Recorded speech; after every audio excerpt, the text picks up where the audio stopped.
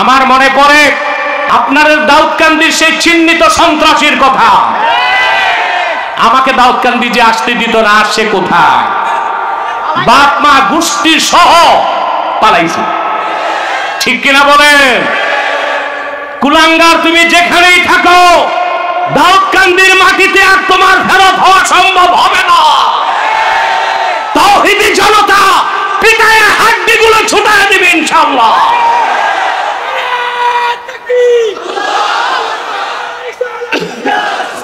আজকে তুমি নাই, দাউদকান্দিতে আব্বাসী আছে।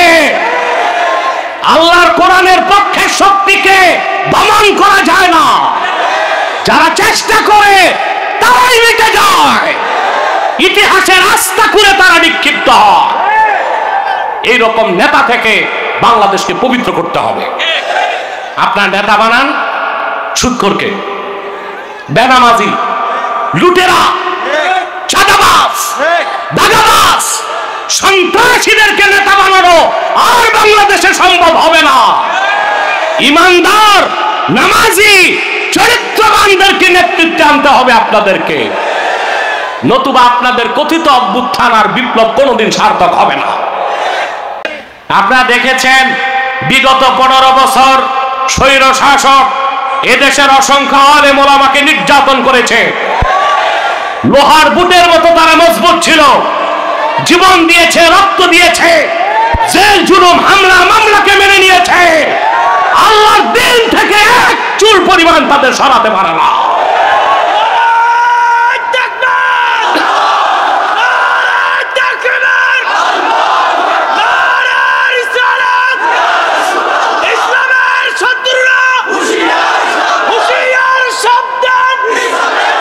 আমার ভাইরা, দেশ স্বাধীনের পরে বিগত 15 বছর বাংলাদেশের ইতিহাসে একটি কালো অধ্যায় হিসেবে যুগ যুগ থেকে যাবে। যে নির্যাতন হয়েছে, নিপীড়ন হয়েছে, কোন মানুষ মানুষকে এভাবে নির্যাতন করতে পারে না। আয়না ঘরে নিরীহ মানুষকে যেভাবে নির্যাতন করেছে, Hulagu Khan, Genghis Khan, Ayub খানের মতো স্বৈরাচাররাও তা করতে পারে না।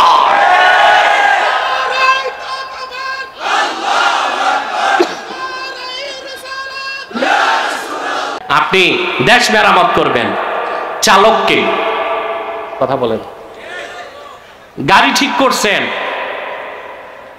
চালকের আসনে কাকে দিবেন, এটা তো মূল সংস্কার। কথা বলেন। সারা দেশে চলতেছে সংস্কার সংস্কার। কি কি সংস্কার? সংবিধান সংস্কার, নির্বাচন কমিশন সংস্কার। কিন্তু রাষ্ট্রকে যে আপনি ঠিক করবেন, চালকের আসনে কাকে দিবেন, আগে যে বিশ্ববিদ্যালয়ের ফারেকরা ছিল, পরে তো তারাই আসবে। কথা বলেন, লাভ কি হবে? আমি উদাহরণ দিয়ে থাকি, একটা গাড়ি গরিপুর থেকে চিটাগাং যাবে, খুব কমফোর্টেবল বাস, 40টা সিট আছে। কতটা? 40টা। সামনে 10 জন মুহাদ্দিস, তারপর 10 জন পীর সাহেব, তারপর 10 জন সেলিব্রিটি বক্তা, তারপর 10 জন দরবেশ। কয়জন হলো? শুধু যিনি বাস চালাবে তিনি ইয়াবাখোর একজন মাতাল। বাসটা কি নিরাপদে চট্টগ্রাম যাবে? না মাঝখানেই অ্যাক্সিডেন্ট হবে? তা আপনারা সংস্কার করবেন নির্বাচন কমিশন, সংস্কার করবেন সংবিধান, কিন্তু দেশ যারা চালাবে ওদের চরিত্রের সংস্কারটুকু করতেছেন না। নেতৃত্বের আসনে যারা যাবে ওটা কি কোয়ালিটির মানুষ যাবে এটা নির্ধারণ করেন, ঠিক কিনা? আমি এই লক্ষ লক্ষ জনতার পক্ষ থেকে আমি সুপারিশ করব সরকারকে, অন্তত এইরকম নিয়ম করুন, দেশ স্বাধীনের পর থেকে আজ পর্যন্ত দুর্নীতির মামলা আছে এমন কেউ নির্বাচনে দাঁড়াতে পারবে না। দেশ স্বাধীনের পর থেকে আজ পর্যন্ত রয়ের সাথে, সিআইএর সাথে, মোসাদের সাথে যারা চুক্তি করছে, জাতীয় বেঈমান দাগাবাজরা নির্বাচনে আসতে পারবে না।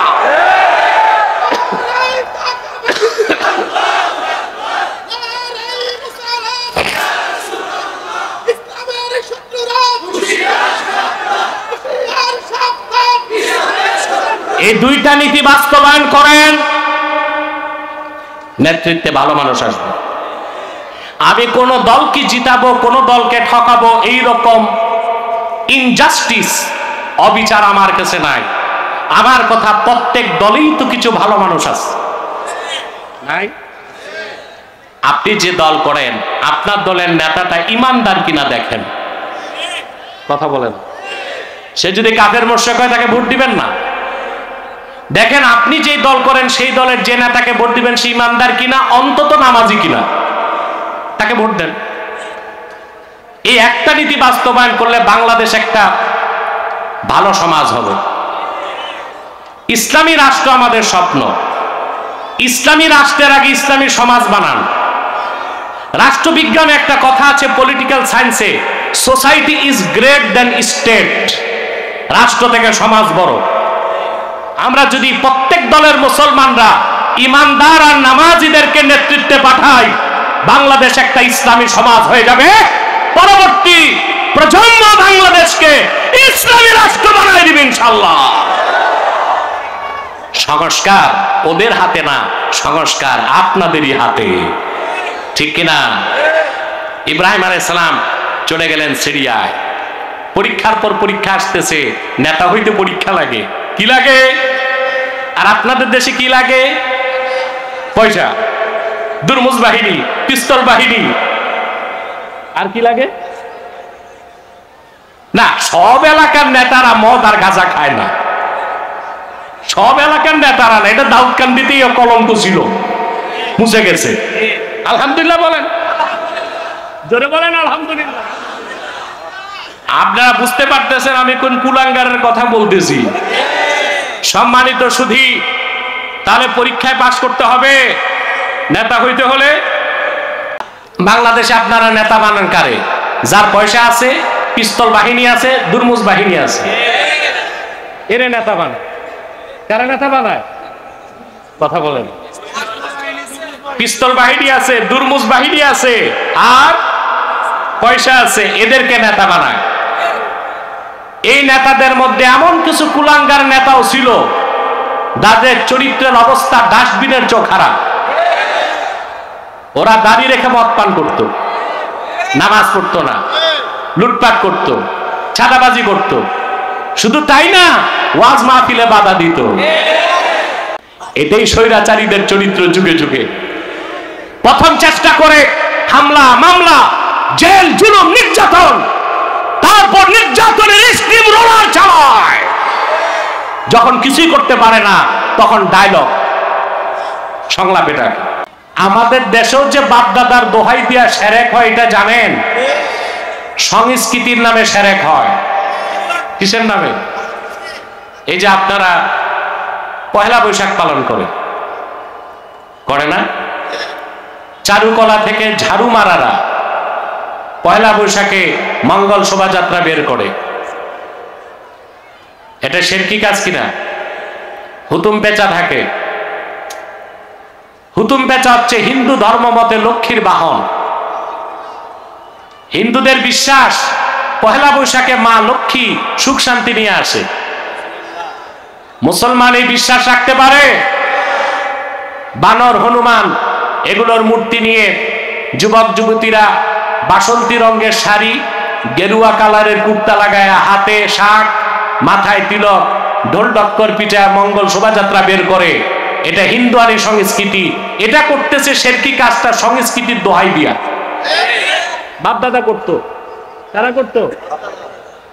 আবার আপনাদের দেশে পয়লা বৈশাখে দেখবেন ওই 21শে ফেব্রুয়ারি নগ্ন পদে মস্তক নত করে পাথরের বেদিতে যে পুষ্প অর্পণ করে। এটা হচ্ছে সংস্কৃতির নামে একটা শিরকি কাজ। এটারও দলিল নাই। দলিল পূর্বের লোকজন করে গেছে, আমরাও। এটা শিরকি না? কথা বলেন, লজ্জা হয় বলতে? আমরা 21শে ফেব্রুয়ারি যারা শহীদ হয়েছে তাদের জন্য দোয়া করতে পারি, ঠিক কিনা? কিন্তু নগ্নপদে ফুল দিয়া সাত সকালে শহীদ মিনারে যে মস্তক নত করে দাঁড়িয়ে থাকা সুস্পষ্টভাবে শিরকি কাজ।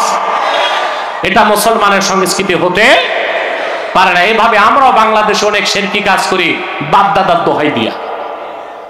কার দোহাই দিয়া? কাদের দোহাই দিয়ে? বাপ দাদার সেই কাজটা করা যাবে যেটা শরীয়তের মানদণ্ডে উত্তীর্ণ। বাপ দাদার দোহাই দিয়া ওই কাজ করা যাবে না যেটা শিরক এবং কুফরে ভরপুর। মনে থাকবে মুসলমান। আরেক প্রকার খাদ্য যা খেলে রুহুটা শক্তিশালী হয়, যা গ্রহণ করলে রুহুটা শক্তিশালী হয়। সুবহানাল্লাহ। আল্লাহ রাব্বুল আলামিন মানুষের দেহটা তৈরি করেছেন মাটির সারনির্যাস থেকে। সেই জন্যে দেহের সব খাদ্য আসে মাটি থেকে, চাল ডাল গম ফল ফলাদি শাক সবজি সবই আসে মাটি থেকে, কিন্তু রুহুটা এসেছে আসমান থেকে, রুহের খোরাকটাও এসেছে আসমান থেকে।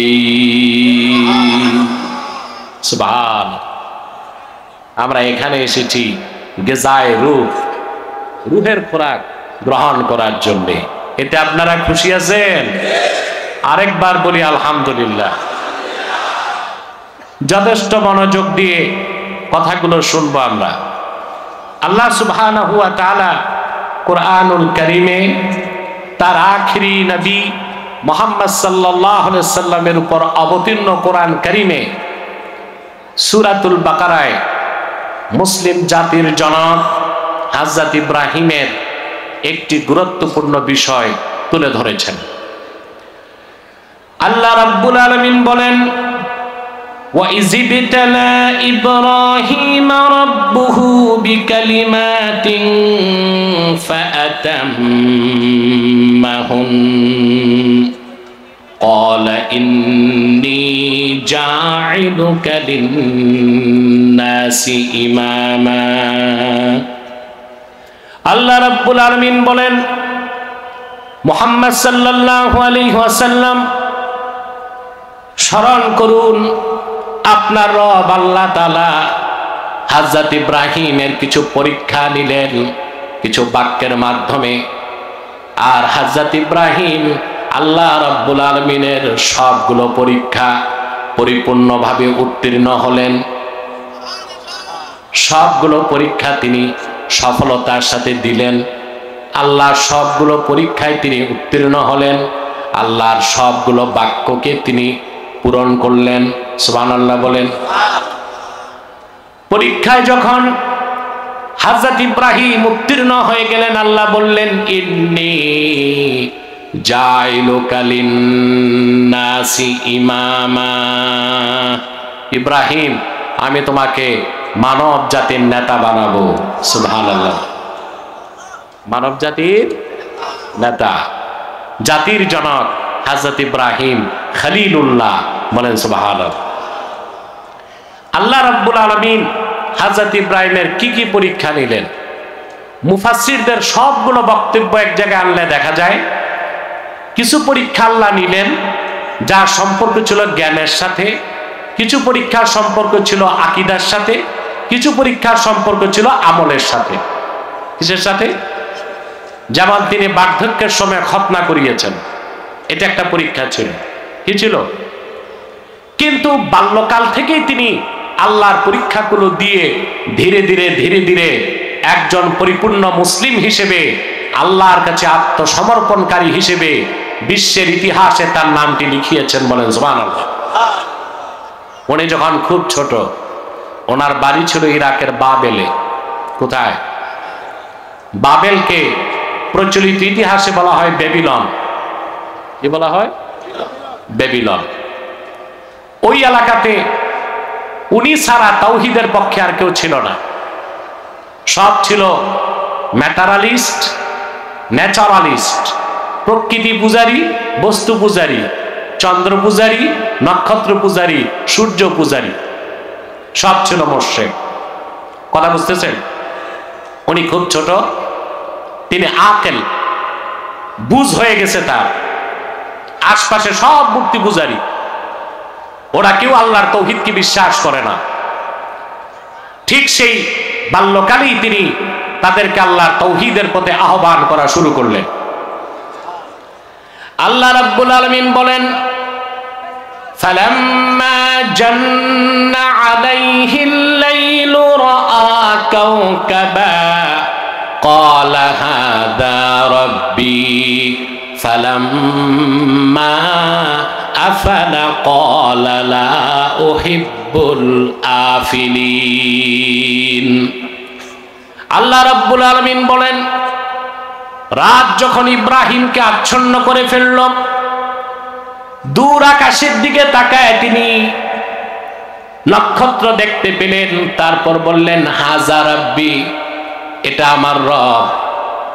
নক্ষত্রের আলো যখন ম্লান হয়ে গেল, তিনি বললেন, ম্লানশীল, যার শক্তি কমে বাড়ে, এইরকম নাকেস কোন সত্তাকে ইব্রাহিম রব বলে মানতে পারে না। সুবহানাল্লাহ বলবেন না? প্রশ্ন আসে, তাহলে কি ইব্রাহিম আলাইহিস সালাম কিছু সময়ের জন্য নক্ষত্রকে রব মানছে নাকি? প্রশ্ন তো আসে না। এই জন্য তাফসীর না পড়ে তাফসীর করা হারাম। আবার বলছি, গ্রহণযোগ্য তাফসীরের কিতাব না পড়ে তাফসীর করা কি শুধু হারাম না, কত ক্ষেত্রে কুফর, কত ক্ষেত্রে কি? আপনাকে নির্ভরযোগ্য তাফসীর পড়তে হবে। তাফসীর এক জিনিস, বয়ান আরেক জিনিস। আপনি বয়ান করতে গেলে লাইলির কেচ্ছা, মজনুর কেচ্ছা সব বলতে পারবেন, কিন্তু যখন তাফসীর করতে যাবেন, নির্ধারিত সীমানার বাইরে যে মন মস্তিষ্ক প্রসূত কোনো ব্যাখ্যা দেবার সুযোগ নাই। আমাদের বাংলাদেশে এই ক্ষেত্রে যথেষ্ট খেয়ানত করা হয় স্টেজগুলোতে, ঠিক কিনা বলেন? লেখা থাকে তাফসীরুল কোরআন মাহফিল, শুনলে শোনা যায় তাফসীর একদিক, বক্তা আরেক দিক। এটা আমানতের খেয়ানত না? কথা বলে না? ইব্রাহিম আলাইহিস সালাম এক মুহূর্তের জন্য নক্ষত্রকে রব মানে নাই, কারণ আল্লাহর কোন একজন পয়গম্বর জন্ম থেকে মৃত্যু পর্যন্ত শিরক তো দূরে থাক, কুফর তো দূরে থাক, একটা কবিরা গুনাহ করে না। এটাই আহলুস সুন্নাহ ওয়াল জামাতের আকীদা মুস্তাহকামা। সুবহানাল্লাহ বলেন। তো তিনি যে বললেন হাযা রাব্বি, এটা আমার রব, অর্থ কি?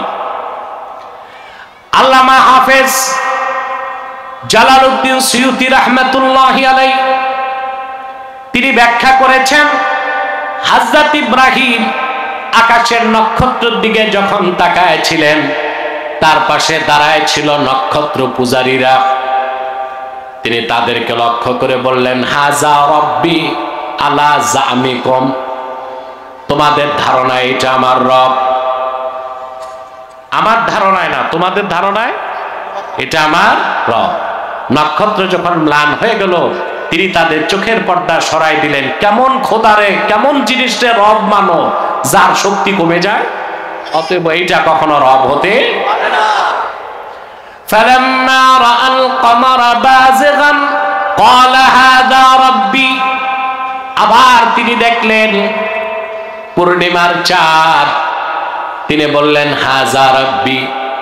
এখানেও অর্থ তাই, হাযা রাব্বি আলা জামিকুম, চন্দ্র পূজারীরা তোমাদের ধারণা এটা আমার রব। চাঁদ যখন ম্লান হয়ে গেল, তিনি বললেন এটাও তো রব হতে পারে না। ফালাম্মা রাআ আশ-শামসা বাযিগাতান ক্বালা হাযা রাব্বি হাযা আকবার। আবার তিনি যখন সূর্যের দিকে তাকালেন, তিনি বললেন এটা আমার রব, এটা সবচেয়ে বড়। তিনি রব মানেন নাই। আলা জামিকুম, সূর্য পূজারীরা তোমাদের ধারণা এটা আমার রব। সূর্য যখন ডুবে গেল, তিনি বললেন চন্দ্র পূজারীরা, সূর্য পূজারীরা, নক্ষত্র পূজারীরা এগুলো একটাও রব নয়, আসল রবকে শোনো। ইন্নী ওয়াজ্জাহতু ওয়াজহিয়া লিল্লাযী ফাতারাস সামাওয়াতি ওয়াল আরদা হানিফাও ওয়া মা আনা মিনাল মুশরিকিন।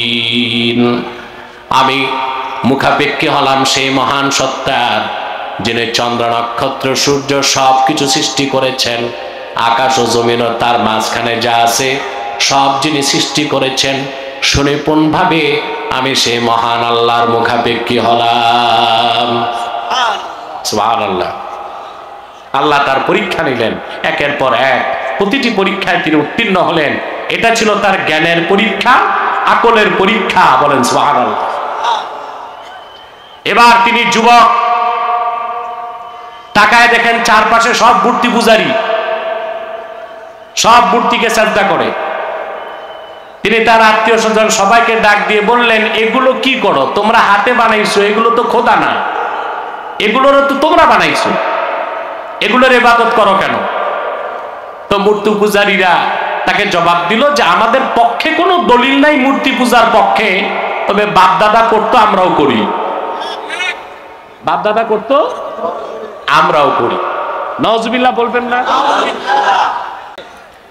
ইব্রাহিম আলাইহিস সালাম বললেন, বাপ দাদা করতো তো তোমরাও করবা, এটা তো কোনো দলিল না। অনেক বুঝাবার চেষ্টা করলেন, ওরা বুঝতে চায় না। তারপর তিনি চরম পন্থা নিলেন। সুবহানাল্লাহ বলেন। তিনি বললেন, তাল্লাহি লা আকিদান্না আসনামাকুম বাদা আন তুওয়াল্লু মুদবিরিন। আল্লাহর কসম, মুশরিকেরা তোমরা পূজা মণ্ডপ থেকে বাড়ি যাবার পরপরই আমি মূর্তিগুলোর ব্যাপারে চূড়ান্ত সিদ্ধান্ত নিব। এই ছিল ইব্রাহিম আলাইহিস সালামের বিপ্লব। আপনারা বিপ্লব বিপ্লব করেন, পৃথিবীর ইতিহাসে প্রথম বিপ্লবী পুরুষের নাম হযরত ইব্রাহিম। এখন বাংলাদেশে সবচেয়ে চটকদার শব্দ কি? বিপ্লব। যারা বিপ্লব করছে তারা আবার বিপ্লবের ঘোষণাপত্র চাচ্ছে। আমার দৃষ্টিতে 5 তারিখ বিপ্লব হয় নাই, অভ্যুত্থান হয়েছে। অভ্যুত্থান এক জিনিস, বিপ্লব আরেক জিনিস। বাঙালি কিন্তু অভ্যুত্থানও বুঝে না, বিপ্লবও বুঝে না। বিপ্লব হচ্ছে স্রোতের প্রতিকূলে শব্দের ঝান্ডা নিয়া অবিচল দাঁড়ায় থাকার নাম বিপ্লব। এটা তো হয় নাই। বিপ্লবের মানে হচ্ছে বিপ্লব পরবর্তী দেশ চলবে বিপ্লবীদের কথায়। বিপ্লবীদের কথায় দেশ চলতেছে? কথা বলেন। আমরা বিভিন্ন জায়গায় দেখতেছি বিপ্লবীরা এখন মার খাচ্ছে। এটা কি বিপ্লব না অভ্যুত্থান? কথা বলে না। এটা বিপ্লব না, এটা রেগুলেশন হয়েছে। বিপ্লব না, অভ্যুত্থান হয়েছে। এই পৃথিবীতে বিপ্লব কিভাবে করতে হয় তা শিখতে হয় আল্লাহর কোরআন থেকে। প্রথম বিপ্লবী পুরুষের নাম কি? জাতির জনক হযরত ইব্রাহিম খলিল বিপ্লব করলেন। তিনি বললেন, মূর্তিগুলোর ব্যাপারে আমি চূড়ান্ত সিদ্ধান্ত নিব। সুবহানাল্লাহ বলবেন না? তার নাই লোকদল, লোকবল নাই। হযরত ইব্রাহিমের কোন পলিটিক্যাল ফোর্স ছিল না, তার কোন অ্যাডমিনিস্ট্রেশন ছিল না। কি করলেন তিনি? কোরআন সাক্ষী দেয়, ফাজআলাহুম জুদাদান ইল্লা কাবীরাল লাহুম লাআল্লাহুম ইলাইহি ইয়ারজিউন। তিনি একটা কুঠার হাতে নিলেন, তারপর এর স্টক করবে।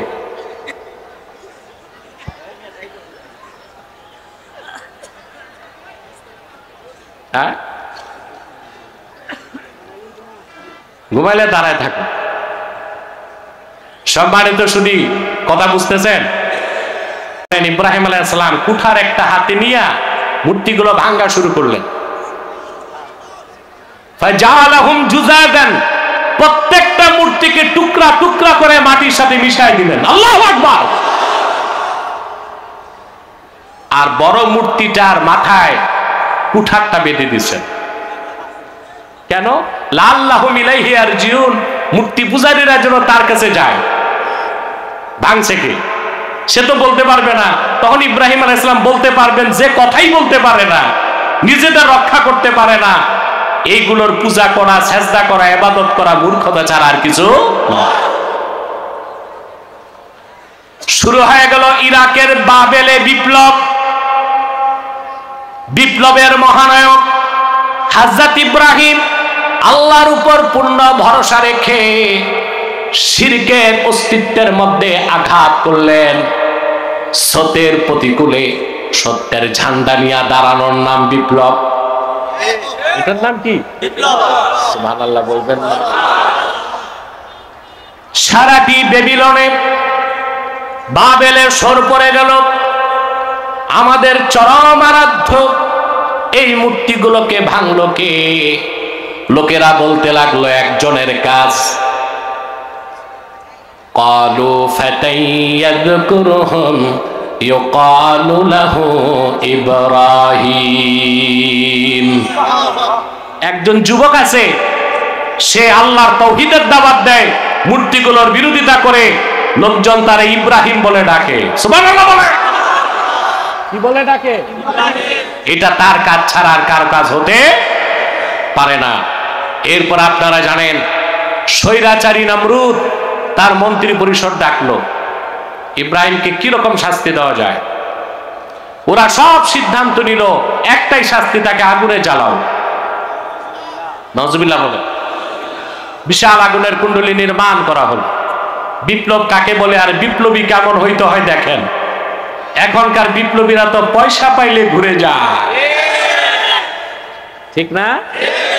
স্বার্থ দেখলে নীতি আর ঠিক থাকে না। জীবন উৎসর্গের প্রশ্ন আসলে পালাবার জন্য গর্ত খুঁজে। ইব্রাহিম আলাইহিস সালাম দেশ ছাড়লেন না, উনি তো বিপ্লব করছেন।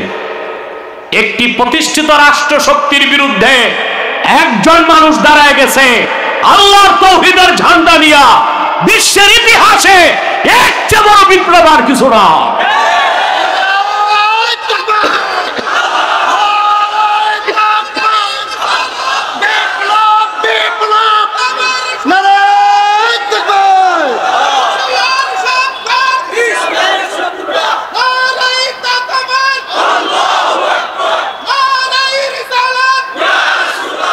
আমার বন্ধুরা, ডাকা হলো হযরত ইব্রাহিমকে। আগুনের কুণ্ডলী নির্মাণ করা হলো, দাও দাও করে আগুন জ্বলছে, কাছে যাওয়া যায় না, এত আগুনের তাপ। কাসাসুল কোরআনে ইবনে কাসির রাহমাতুল্লাহ লিখেছেন, নমরুদের রাষ্ট্রে এক ইঞ্জিনিয়ার ছিল, তার নাম ছিল হুজান। কি নাম? সে একটা যন্ত্র বানায় দিয়েছে ইব্রাহিম আলাইহিস সালামকে আগুন পর্যন্ত পৌঁছাতে। আমাদের দেশের বক্তারা বলে চরক গাছ। চরক গাছ কিছু না, ওইটার নাম হচ্ছে মিনজানিক। কি নাম? কাঠের কামান, যার বহু বচন মাজানিক। কাঠের কামান তৈরি করে দেওয়া হলো। হযরত ইব্রাহিমের হাত পা বেঁধে হাতলের মধ্যে বসায় দেওয়া হলো, দাও দাও করে আগুন জ্বলছে। কাঠের কামান ঘুরতে লাগলো। ঘূর্ণন যখন চরম পর্যায়ে পৌঁছে যাবে, রশি কাটলি ইব্রাহিম পয়গম্বর আগুনের কুণ্ডলিতে চলে যাবেন। কাঠের কামান ঘুরছে, ইব্রাহিম আলাইহিস সালাম তাকায় দেখেন সামনে আগুন জ্বলছে। আল্লাহর ফেরেশতা জিবরিল চলে আসলেন, এসে বললেন, ইব্রাহিম, আমি আল্লাহর মুকাররব ফেরেশতা, আমার নাম জিবরিল আমিন, আমার 600 পাখা আছে। একবার ঝাপটা দিলেই নমরুদের আগুনের কুণ্ডলী মাটির সাথে মিশে যাবে। আলাকা হাজাতুন ইয়া ইব্রাহিম, ইব্রাহিম তোমার সাহায্যের দরকার আছে কিনা বলো। হযরত ইব্রাহিম পাল্টা জবাব দিলেন, জিবরিল, অবশ্যই সাহায্যের দরকার আছে, তবে তোমার কাছে আমার প্রশ্ন, হাজাতুন ইলাইকা আও ইলাল্লাহ, সে সাহায্যের প্রয়োজনটা তোমার কাছে বলবো না যে আল্লাহর ভালোবাসায় আগুনে যাচ্ছি সে আল্লাহর কাছে বলবো। রশি কেটে দেওয়া হলো। হযরত ইব্রাহিম ছিটকে চলে গেলেন আগুনের কুণ্ডলিতে। বুখারী শরীফ সাক্ষ্য দেয়, আগুনের লেলিহান শিখা হযরত ইব্রাহিমের শরীরে লাগার আগে তিনি পড়তে লাগলেন, হাসবিয়াল্লাহু লা ইলাহা হাসবিয়াল্লাহু ওয়া নি'মাল ওয়াকিল, নি'মাল মাওলা ওয়া নি'মান নাসীর। আব্দুল্লাহ ইবনে আব্বাস রাদিয়াল্লাহু তাআলা আনহুমা বর্ণনা করেছেন, আল্লাহর হাবিব ইরশাদ করেছেন, হাসবিয়াল্লাহু ওয়া নি'মাল ওয়াকিল, ক্বালাহা ইব্রাহিমু হিনা উলকিয়া ফিন্নার। হযরত ইব্রাহিমকে যখন আগুনের কুণ্ডুলিতে নিক্ষেপ করা হয়েছে, ওই মুহূর্তে হযরত ইব্রাহিম পড়েছেন হাসবি আল্লাহু ওয়া নি'মাল ওয়াকিল, আল্লাহ আমার জন্য যথেষ্ট, তিনি উত্তম অভিভাবক। বলেন সুবহানাল্লাহ। বুখারী শরীফের মধ্যে, মুসলিম শরীফের মধ্যে পুরা দোয়াটা এসেছে, হাসবি আল্লাহু লা ইলাহা ইল্লাহু আলাইহি তাওয়াক্কালতু ওয়া হুয়া রাব্বুল আরশিল আযীম। যত বড় বিপদ হোক সকালে 7 বার, সন্ধ্যায় 7 বার পড়বেন। কতবার? সকালে 7 বার। দাড়ি রাখছেন? মাশাআল্লাহ। এই চেয়ারম্যানকে তো ক্রেস্ট দিতে হবে দাড়ি রাখার কারণে। আমি বলে গেছিলাম 2-3 বছর আগে, খেয়াল আছে? আলহামদুলিল্লাহ, এখন মনে হয় বানিয়াপাড়া দরবার শরীফের যোগ্য খাদেম। আলহামদুলিল্লাহ বলে। সম্মানিত সুধী, যে কথা বলছিলাম, বিপদ আপদ আসলে হাই হাই করবেন না আল্লাহকে ডাকবেন? কি ভাষায় ডাকবেন আল্লাহ শিখাই দিয়েছেন, হাসবি আল্লাহু লা ইলাহা ইল্লাহু আলাইহি তাওয়াক্কালতু ওয়া হুয়া রাব্বুল আরশিল আযীম। মনে থাকবে? কেমনে থাকবে? আপনারা বাঙালি তো 3 দিন আগেরটা ভুলে যান। আমার সাথে পড়েন, হাসবি আল্লাহু লা ইলাহা ইল্লাহু আলাইহি তাওয়াক্কালতু ওয়া হুয়া রাব্বুল আরশিল আযীম। হাদিস সাক্ষ্য দেয়, কোন ব্যক্তি যদি ফজর নামাজের পরে 7 বার, মাগরিবের পর 7 বার এই দোয়াটা পড়ে, আল্লাহর রহমতের চাদরে সে ল্যামিনেটেড হয়ে যাবে। কোন বুলেট বোমা, কোন বিপদ আপদ তার গায়ে লাগবে না। বলেন সুবহানাল্লাহ। কতবার? সকালে, সন্ধ্যায় 7 বার। এটা মনে থাকবে? এই একটা সবক যাবে, বাড়ি যাবে। আল্লাহুম্মা আমিন বলেন। হযরত ইব্রাহিম চলে গেলেন আগুনে, সব অপেক্ষায় আছে তার কি অবস্থা হয়। কাসাসুল কোরআনে ইবনে কাসির রাহমাতুল্লাহ লিখেছেন, ইব্রাহিম আলাইহিস সালাম যাকে বাবা বলতেন তার নাম এসেছে আজার। আমি কথাটা এইভাবে কেন বলছি?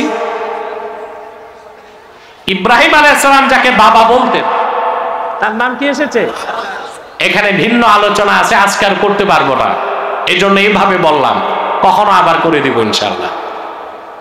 আজার প্রাসাদের ছাদে দাঁড়ায় দেখতেছে ইব্রাহিম আলাইহিস সালামের কি হয়।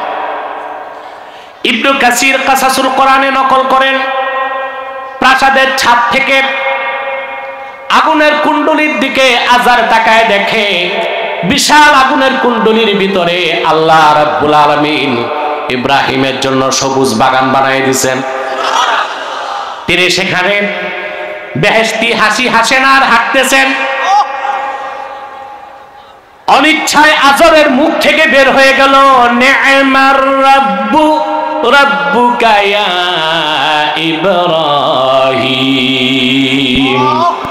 আসলে কতই না উত্তম রব ইব্রাহিম, তোমার যিনি রব আল্লাহ রাব্বুল আলামিন। আমরা তোমাকে আগুনে দিলাম আর তিনি তোমার জন্য সবুজ বাগান বানাই দিয়েছেন। বলেন সুবহানাল্লাহ। বেরিয়ে আসলেন ইব্রাহিম আলাইহিস সালাম তাবারিখে তাবারির মতে 3 দিন পর, এক রাওয়ায়াতে 7 দিন পর, আরেক রাওয়ায়াতে 40 দিন পর। কিন্তু মুস্তানাদ সনদযুক্ত কওল হচ্ছে এটাই, 3 দিন বা 7 দিন। তিনি বেরিয়ে আসলেন, তার একটা পশম আগুন ধরতে পারে না। নমরুদ দেখলো যে না, আগুনে যারে জ্বালাইতে পারে না, অত্যাচার করে তাকে ঠেকানো যাবে না। সুবহানাল্লাহ বলে। আপনারা হযরত ইব্রাহিম আলাইহিস সালামের, আল্লাহর হাবিব মুহাম্মদ সাল্লাল্লাহু আলাইহি সাল্লামের উম্মত, জাতির জনক কাকে মনে করে? ইব্রাহিম আলাইহিস সালামকে। ঠিক কি না বলেন?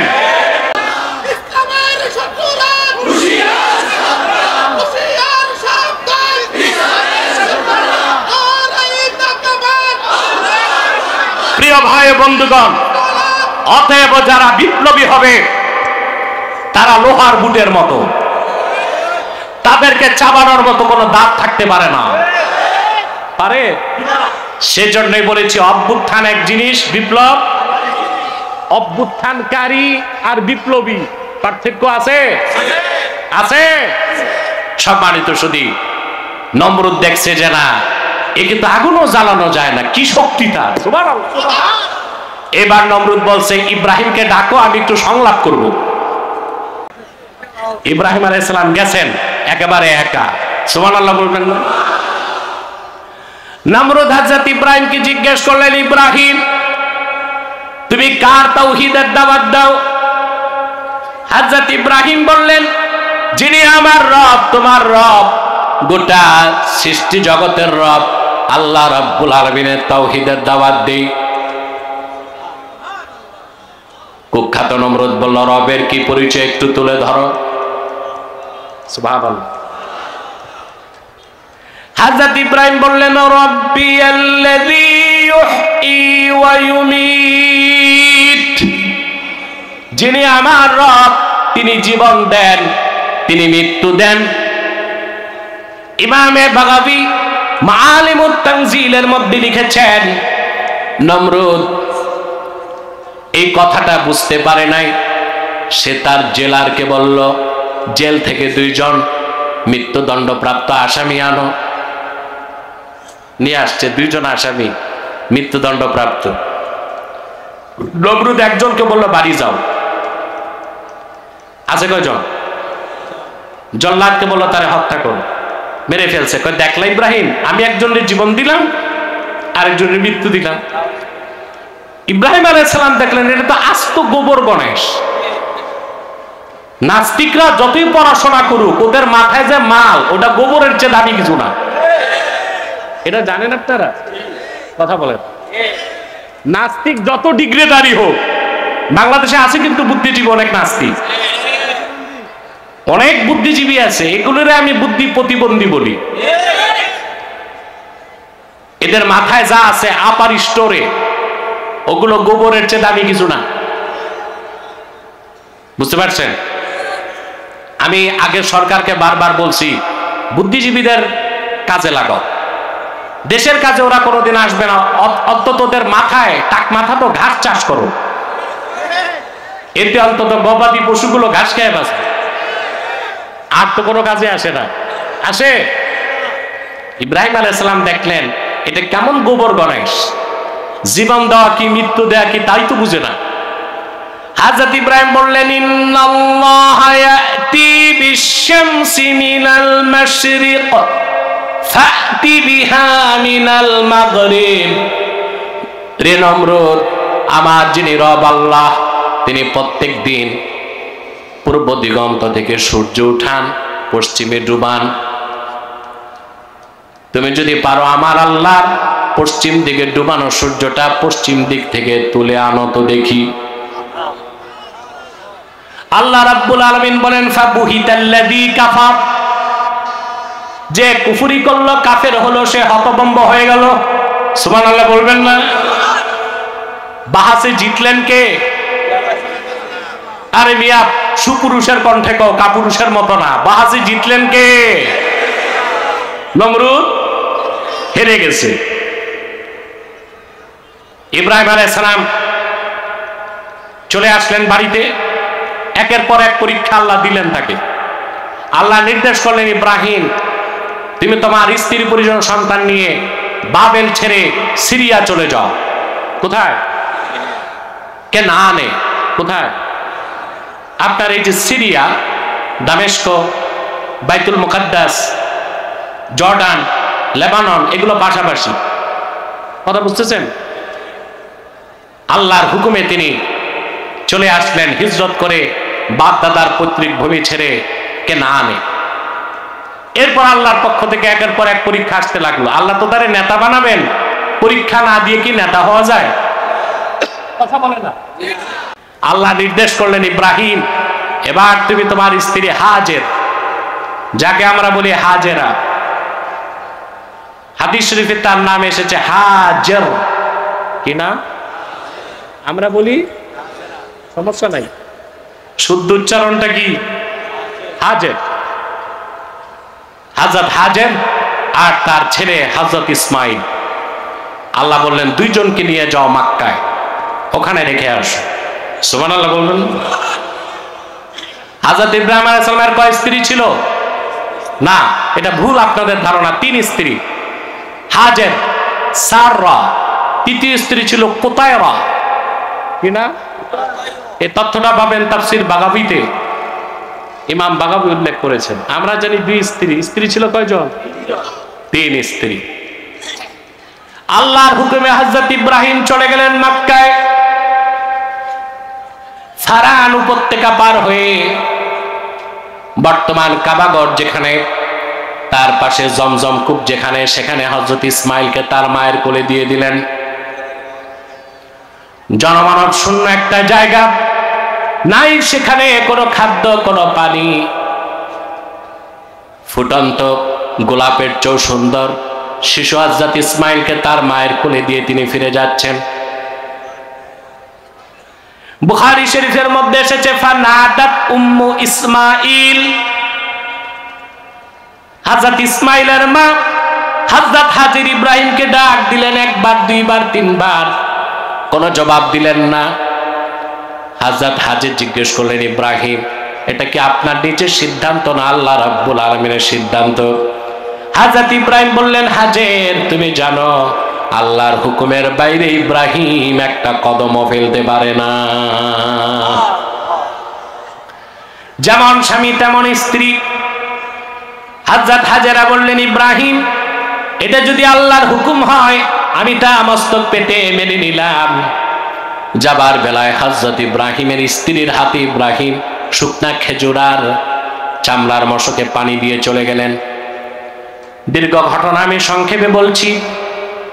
কয়েকদিনে পানি শেষ, খেজুর শেষ, প্রচন্ড তৃষ্ণা, স্থির হযরত হাজেরা, কোলের শিশুটাও স্থির হয়ে গেছে পানির তৃষ্ণায়।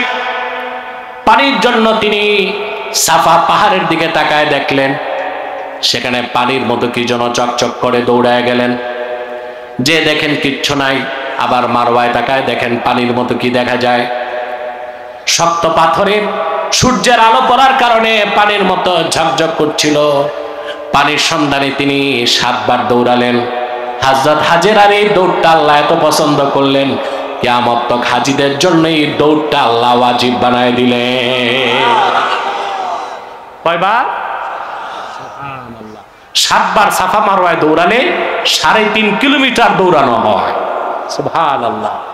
আমি দেখেছি 80 বছর 90 বছরের বুড়া মানুষও হাঁটতেছে, দৌড়াচ্ছে। সুবহানাল্লাহ।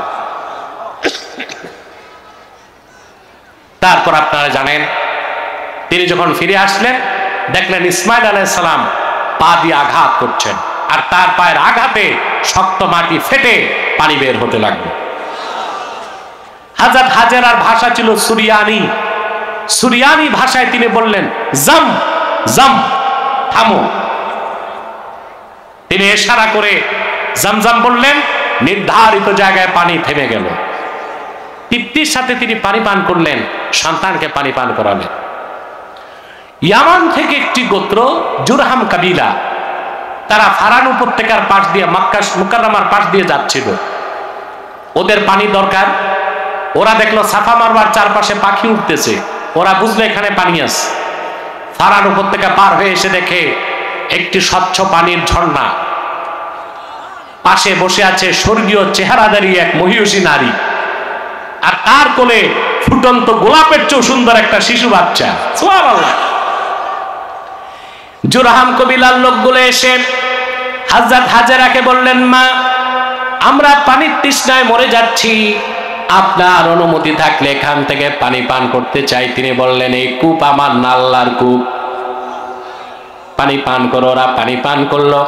আল্লাহ তাআলা এত বেশি রহমত বরকত জমজমের পানিতে রেখেছে। ওরা বলল, মা, আপনি একা, আমরা আর দেশে ফিরতে চাই না, আপনার আশেপাশে বসবাস করতে চাই। তিনি বললেন, বসবাস করো।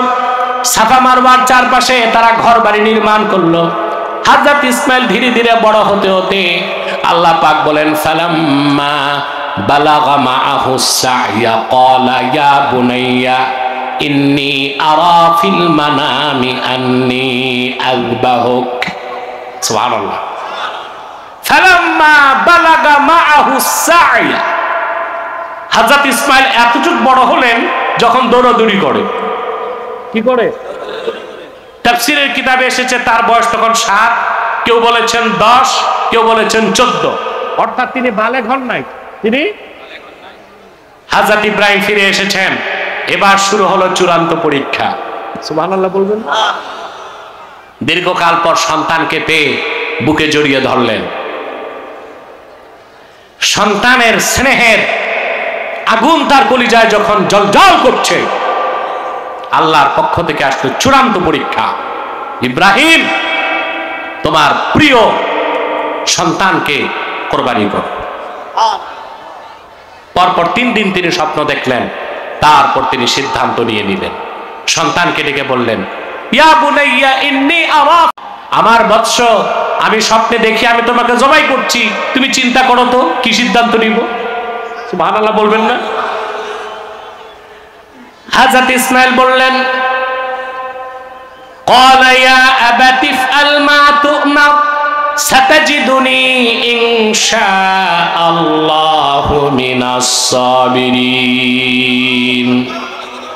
আমার সম্মানিত পিতা, যা আল্লাহর পক্ষ থেকে আদেশ হয়েছে দ্রুত আপনি তা করুন, দেরি করবেন না। আমি অচিরেই আমাকে আপনি ধৈর্যশীলদের অন্তর্ভুক্ত পাবেন।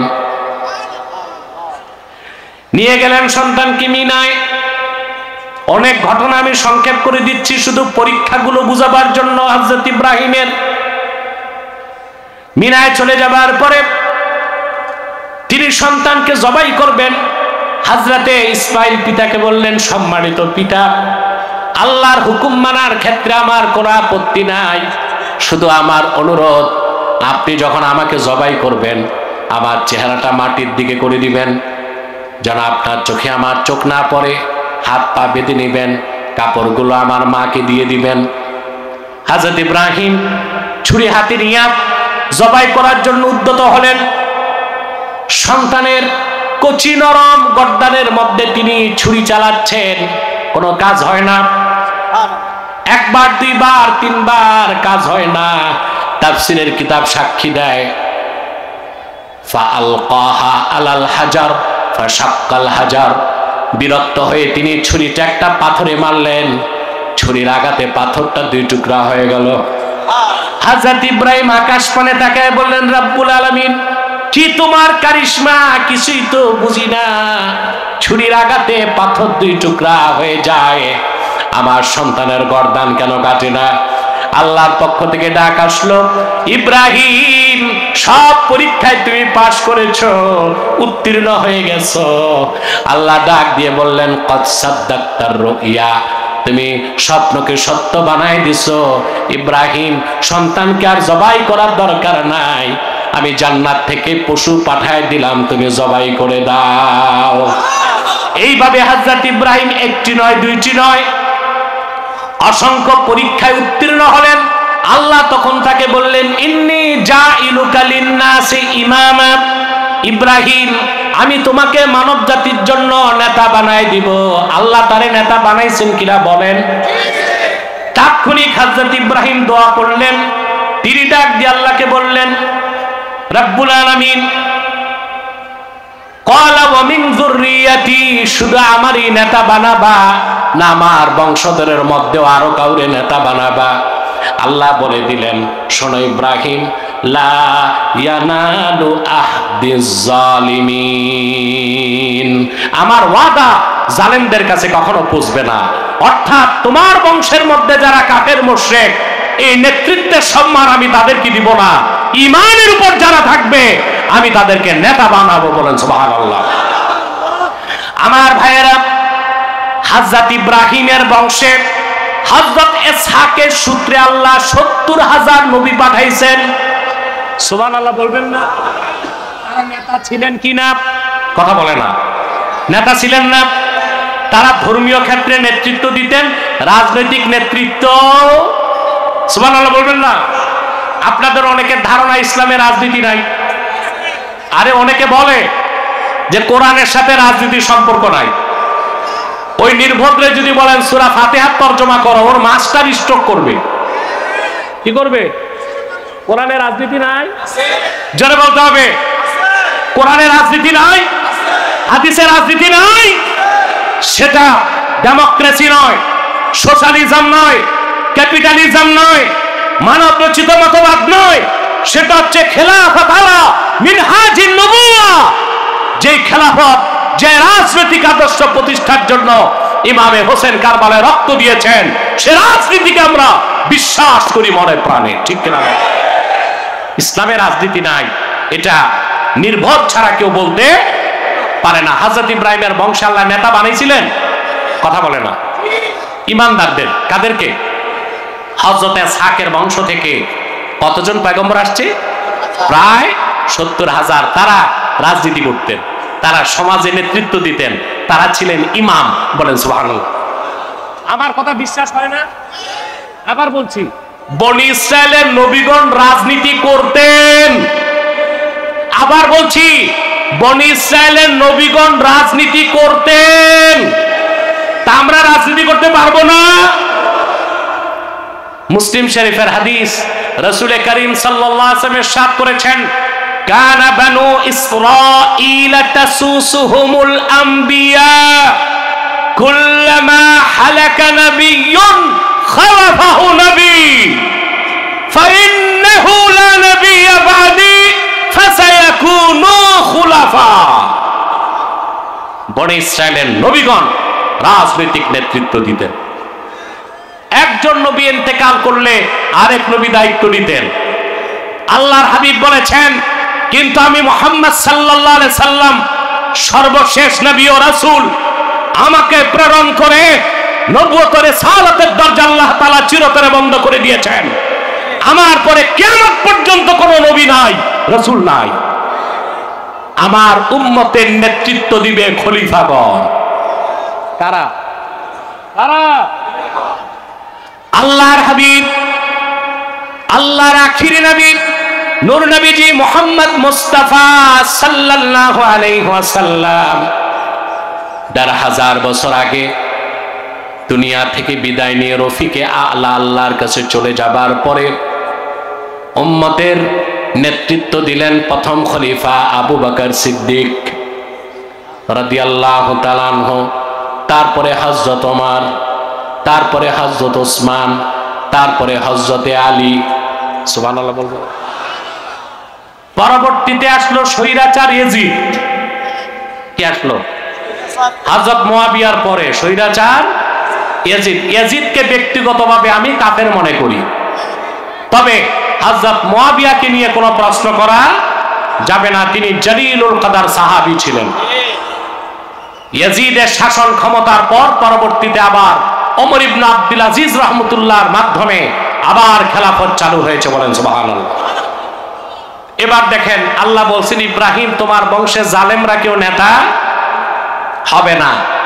পরবর্তীতে আল্লাহ তাআলা হযরত ইসমাইলের বংশে ১৫০০ বছর আগে আল্লাহ তার আখিরি নবী মুহাম্মদ সাল্লাল্লাহু আলাইহি ওয়াসাল্লামকে নবিয়ুল আম্বিয়া ওয়াল মুরসালিন হিসেবে ইমামুল মুরসালিন, সমস্ত নবী রাসূলগণের নেতা বানায় দিলেন। বলেন সুবহানাল্লাহ। বলেন, সমস্ত নবী রাসূলগণের নেতা বানায় দিলেন। বলেন সুবহানাল্লাহ। আর আল্লাহর আখিরি নবী মুহাম্মদ সাল্লাল্লাহু আলাইহি ওয়াসাল্লামের উম্মতের মধ্যে যারা ঈমানদার, আল্লাহ তাআলা তাদেরকেই এই দুনিয়ায় নেতৃত্ব দেবার জন্য আল্লাহ তাআলা বৈধ প্রোপাইটার হিসেবে তাদেরকে আল্লাহ তাআলা কবুল করে নিয়েছেন। বলেন সুবহানাল্লাহ। আর হযরত ইব্রাহিমের বংশে বনি ইসরায়েলের পরবর্তী উত্তরসূরি যারা ইহুদি, আল্লাহ তাদের থেকে নেতৃত্বকে কেড়ে নিলেন। আজকে ৩০০০ বছর পার হয়ে গেছে, ইহুদিরা নেতৃত্বে আসতে পারে নাই। তারা পরগাছা হিসেবে বেঁচে আছে, পরজীবী হিসেবে বেঁচে আছে। এই বিশ্ব মানচিত্রে ইহুদিদের কোনো দেশ নাই, তাদের কোনো নেতৃত্ব নাই। তারা যা করছে সবটা ডিপ্লোমেসি, চক্রান্ত, ষড়যন্ত্রের মাধ্যমে। তারা কখনো যুক্তরাষ্ট্রের ঘাড়ে সওয়ার হয়, কখনো ব্রিটেনের ঘাড়ে সওয়ার হয়, তারপরে তারা এই পৃথিবীতে অরাজকতা সৃষ্টি করে। আল্লাহ তাদেরকে নেতৃত্ব দেন নাই, কখনো দিবেন না। আমরা আজকে যে কথাগুলো শিখলাম, যে আমরা ইব্রাহিম আলাইহিস সালামকে জাতির জনক মানি, একটা কথা মনে রাখবেন, আমাদের দেশে নাস্তিক বুদ্ধিজীবীরা বলে ইসলাম এসেছে আব্রাহামিজম থেকে, হযরত ইব্রাহিমের ধর্ম থেকে। এটা তাদের মিথ্যা কথা। ইব্রাহিম আলাইহিস সালামের শরীয়ত ছিল অপরিপূর্ণ, আল্লাহর হাবিবের শরীয়ত পরিপূর্ণ। ইব্রাহিম আলাইহিস সালামের সময় দিন ছিল অপরিপূর্ণ, আর আল্লাহর হাবিবের দিনকে ১৫০০ বছর আগে আল্লাহ করে দিয়েছেন পরিপূর্ণ। শুধুমাত্র ইব্রাহিম আলাইহিস সালামের 10টা কাজকে আল্লাহ ইসলামের মধ্যে রাখছেন। সেজন্য ইসলাম আব্রাহামিজম থেকে এসেছে এই কথা বলার কোনো সুযোগ নাই। আমরা যা শিখলাম যে আল্লাহর আখিরি নবী নূর নবীজি মুহাম্মদ মুস্তাফা সাল্লাল্লাহু আলাইহি ওয়াসাল্লাম ১৫০০ বছর আগে যে পূর্ণাঙ্গ দিন রেখে গিয়েছেন, আমরা সেই দিনকে বিশ্বাস করে সেই দিনের অনুসরণ করে বেঁচে থাকতে চাই। আর আমরা তাদেরকে নেতৃত্বে আনবো যারা ইমানদার এবং চরিত্রবান, ঠিক কিনা বলেন? যারা ইমানের প্রশ্নে আপোষহীন, শিরক এবং কুফরের সাথে যাদের কোনো সম্পর্ক থাকবে না। নেতা হবার জন্য, মুসলিমদের নেতা হবার জন্য 4টা গুণ লাগে। এই কথাটা বলেই আমি চলে যাচ্ছি। কয়টা গুণ? প্রথম হচ্ছে ইলম, তারপর হচ্ছে আদল, শরীয়তের ইলম লাগবে নেতাকে। অর্থাৎ যিনি মুসলিমদের নেতা হবেন তিনি জুমার নামাজে ইমামতি করবেন।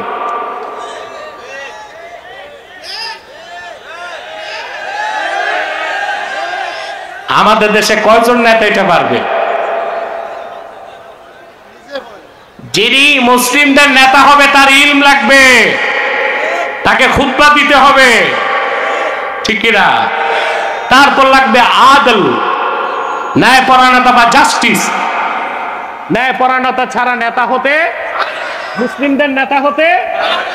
3 নাম্বার লাগবে সাহিবুল জুরআ, অর্থাৎ সে তার হুকুমকে জমিনে বাস্তবায়ন করবে কোরআন সুন্নাহর আলোকে। নেতা হতে হবে এমন পার্সোনালিটি সম্পন্ন। 4 নাম্বার সালামাতুল হাওয়াসি ওয়াল আযা, নেতাকে হতে হবে মেন্টালি সুস্থ, ফিজিক্যালি ফিট। এই 4টা গুণ থাকলে মুসলমানদের নেতৃত্ব দিতে পারবে। আল্লাহ তাআলা আমাদেরকে একটি সুন্দর সমৃদ্ধ বাংলাদেশ দেখাক। আমরা দেখতে চাই বাংলাদেশ কোরআন সুন্নাহর আইনে চলতেছে, এবং আমাদের স্বপ্নে এই দেশে খেলাফত প্রতিষ্ঠিত হোক।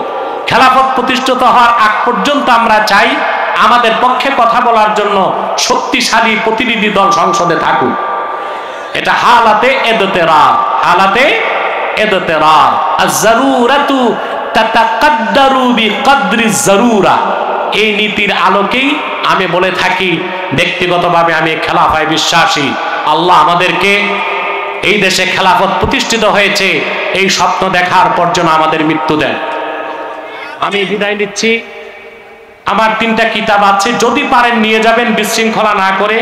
নির্বাচিত তাফসীর প্রথম খণ্ড, সূরা ফাতিহার তাফসীর। নির্বাচিত তাফসীর দ্বিতীয় খণ্ড, সূরা ইখলাস, সূরা ইনশিরাহের তাফসীর। বুখারী শরীফের প্রথম হাদিস ইন্নামাল আ'মালু বিন্নিয়াত, এই একটি হাদিসের উপর একটি পূর্ণাঙ্গ ব্যাখ্যা নিয়ে যাবেন। আমি বিদায় লগ্নে দোয়া চাই। বর্তমান পীর সাহেব মাওলানা আবু বকর সিদ্দিক আল কাসেমি একেবারে যুবক মানুষ, আলহামদুলিল্লাহ। আল্লাহ তাকে শরীয়তের ইলম দিয়েছেন, তরিকত তাসাউফের ইলম দান করেছেন। যে কোনো আন্দোলনে, সংগ্রামে, কর্মসূচিতে আমি ডাকলে উনি উপস্থিত হয়। আপনাদেরকে আরেকটা ইতিহাস মনে করায় দেই। এই যে বাংলাদেশে ফেসিবাদ শুরু হয়েছে 2007-8 থেকে, কথা বলে না, এই বাংলাদেশে সর্বপ্রথম নির্যাতনের শিকার হয়েছিল এই দরবারের মরহুম পীর সাহেব, মরহুম আবুল কাসেম রহমতুল্লাহ। মনে আছে আপনাদের? ওনাকে অন্যায়ভাবে জেলখানায় বন্দী করে রাখা হয়েছিল। আমি যতটুকু পেরেছি তখন চেষ্টা করেছিলাম ওনার পক্ষে কথা বলার, কাজ করার। আমার মনে হয় আল্লাহ তার মর্তবা বাড়াবেন, এই জন্য মাজলুম হিসেবে তাকে কবুল করছেন। আলহামদুলিল্লাহ। আজকে তার উত্তরসূরি আছেন, ওনার আওলাদরা আছেন। প্রাণ ভরে মন খুলে দোয়া করে দিবেন আল্লাহ যেন তাদেরকে তরিকতের ঝান্ডা হাতে নিয়ে সামনে এগিয়ে যাবার তৌফিক দান করে। এই প্রতিষ্ঠানকে, এই বানিয়াপাড়াকে আল্লাহ তাআলা যেন হেদায়েতের জন্যে, হেদায়েতের আলোকবর্তিকা যেন তারা ধরে রাখতে পারে মৃত্যু পর্যন্ত। বলেন আল্লাহুম্মা আমিন। আমি দোয়া চাই। ওয়াখির দাওয়ানা আনিল হামদুলিল্লাহি রাব্বিল আলামিন। ওয়াসসালামু আলাইকুম ওয়া রাহমাতুল্লাহি তাআলা ওয়া বারাকাতুহু।